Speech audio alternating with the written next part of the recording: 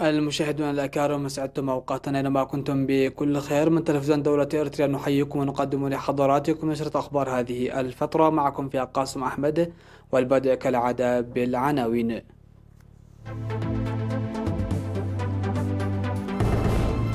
الإرتريون في المهجر يحيون يوم الشهداء.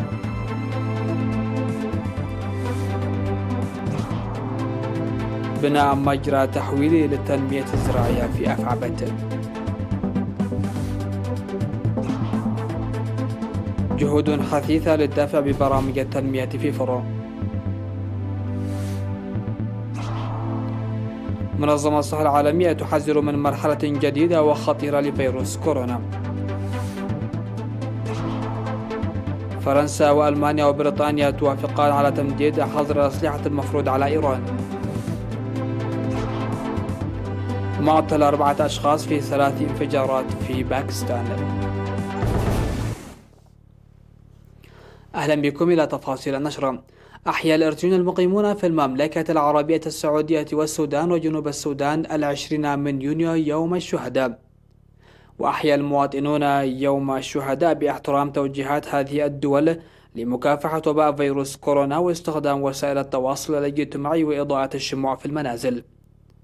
وأوضحت الكلمات التي ألقيت في المناسبة مغزى ومضمون مناسبة ذكرى الشهداء وتجديد العهد لتنفيذ أمانتهم. من ناحية ثانية، قدم الإرتريون المقيمون في الرياض السعودية إلى جانب مساهمتهم السابقة مبلغ حوالي 9 مليون ريال لتنمية صندوق أمانة الشهداء وكفالة أسر الشهداء. قدموا حاليا 46 ألف ريال لكفالة 13 أسرة شهيد. كما قدمت الجالية الإرترية في البحرين والإرتريون في البحرين 7,000 ريال.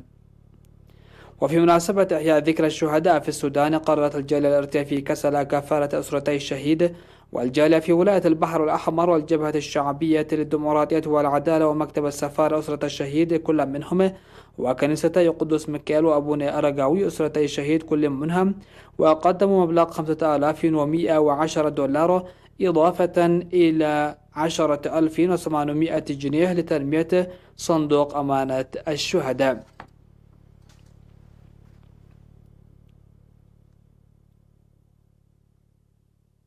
اتخذت المرافق الخدمية في مدينة عصب وعمال إدارة مدينة عصب مبادرة لكفالة 20 أسرة شهيد لمدة عام. وأوضح مدير مديرية عصب السيد تسفاي زرئي أن مبادرات تتخذ من المواطنين بشكل فردي وجماعي لكفالة أسر الشهداء لكونها مسؤولية الجميع، وأن هذه المبادرة للمرافق الخدمية وعمال الإدارة لتقديم 500 نعف شهريا لمدة عام تأتي ضمن هذه المسؤولية. كما اتخذ تنظيم الشباب العمال في جنوب البحر الأحمر مسؤولية لكفالة 15 أسرة الشهيد لمدة عام باقتطاع مبلغ مالي من مرتباتهم. وفي مديرية سجنيتي بالأقليم الجنوبي، استخرج عمال إدارة المديرية 45 ألف نعفة ووزع ل 45 أسرة شهيد. وقام سكان المدينة بشراء 5 كنتال من بذور القمح بقيمة أكثر من 10,000 نعفة، وتم توزيعه ل 57 أسرة الشهيد مزارعا.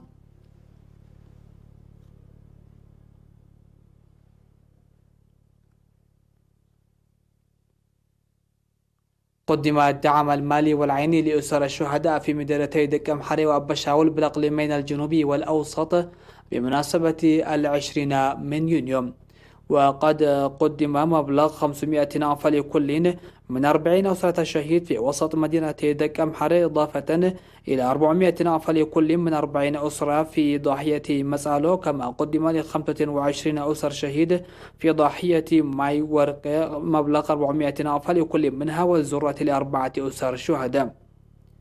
في غضون ذلك، قدم السيد برهي الطعمية صاحب متجر الذرة 5 كنتال ذرة لأسر الشهداء. وفي الإقليم الأوسط، قدم أحد المواطنين في مدينة أبا شاول 5 كنتال معكرونة ومواد نظافة لأسر الشهداء بمناسبة 20 من يونيو.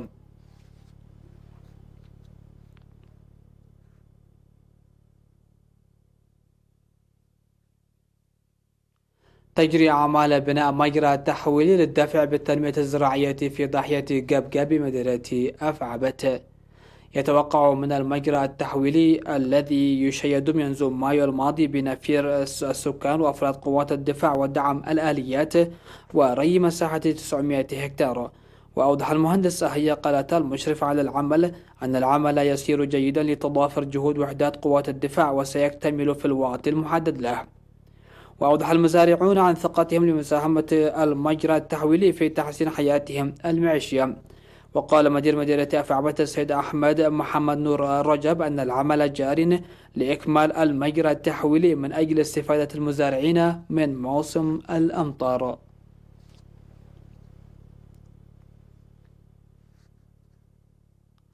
قال مدير مديرية فروع السيد عثمان عرفة أن البرامج التنموية الجارية بتسخير الموارد الطبيعية والبشرية تسير جيدا بهدف تحسين الحياة الاجتماعية والاقتصادية للسكان.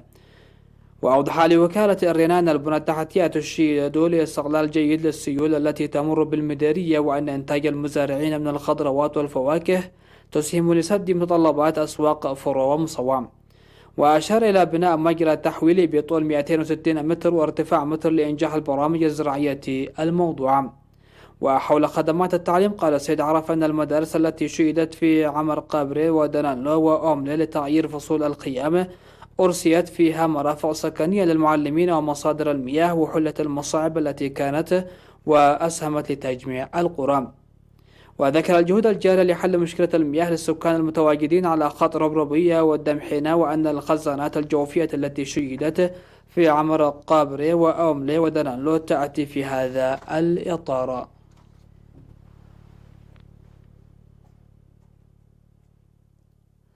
مشاهدينا الأكارم، فاصل قصير ومن ثم نعود لمتابعة الأنباء على الصعيد العالمي، فتفضلوا بالبقاء معنا.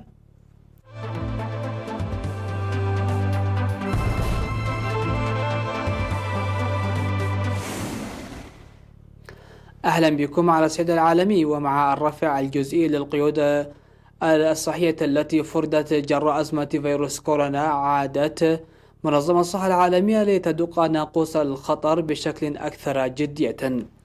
وقالت وبهذا الخصوص قال المدير العام للمنظمة تيدروس أدحانوم غبريسوس في مؤتمر صحفي افتراضي أن العالم دخل مرحلة جديدة وخطيرة. وأشار مدير المنظمة إلى أن الصحة العالمية أحصت 150 ألف إصابة جديدة، وهو العدد الأعلى للإصابات خلال يوم واحد منذ بدء تفشي الوباء. وكان مدير المنظمة قد اعتبر في مؤتمر صحفي سابق أن التراخي هو الخطر الأكبر حاليا في الدول التي تشهد الأوضاع فيها تحسنا، مضيفا أن سكان دول العالم بغالبيتهم لا يزالون عرضة للإصابة بكوفيد-19. وتخطت البرازيل عتبة مليون إصابة بفيروس كورونا المستجد، في مؤشر على تواصل تفشي الوباء في العالم الذي دخل مرحلة خطيرة مع بدء الدول رفع إجراءات العزل وفق ما أكدت منظمة الصحة العالمية.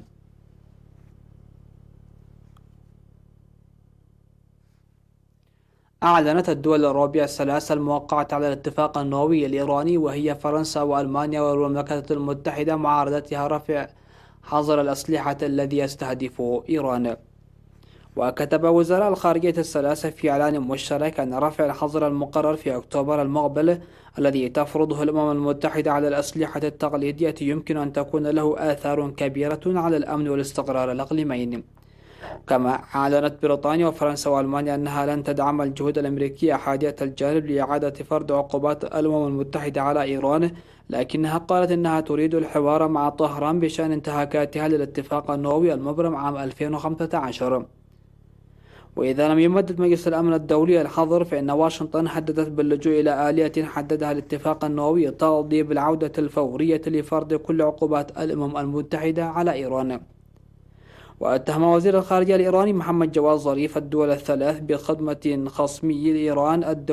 خصمي إيران اللدودين الولايات المتحدة وإسرائيل، وذلك بسياقة قرار نووي مناهض لطهران. قال مسؤولون إن 3 انفجارات متدافقة أعلنت جماعة انفصالية غير معروفة كثيرا مسؤوليتها عنها أودت بحياة 4 أشخاص من بينهم جنديان في إقليم السند بجنوب باكستان. وأسفرت الانفجارات أيضا عن إصابة 12 شخصا آخرين على الأقل. وقالت منظمة الجيش الثوري السندي، وهي منظمة قامضة تطالب بانفصال إقليم السند عن الاتحاد الباكستاني، إنها نفذت الهجمات. ووقع أحد الانفجارات في كراشي، أكبر مدن البلاد وعاصمة إقليم السند، وقتل فيه مدني وأصيب 8 أشخاص من بينهم جندي. وقال فاروق علي قائد الشرطة في منطقة غوتكي التي تبعد 500 كيلومتر شمال كراتشي لرويترز إن جنديين قتلا في الانفجار الثاني الذي وقع في تلك المنطقة، كما قتل أحد المارة.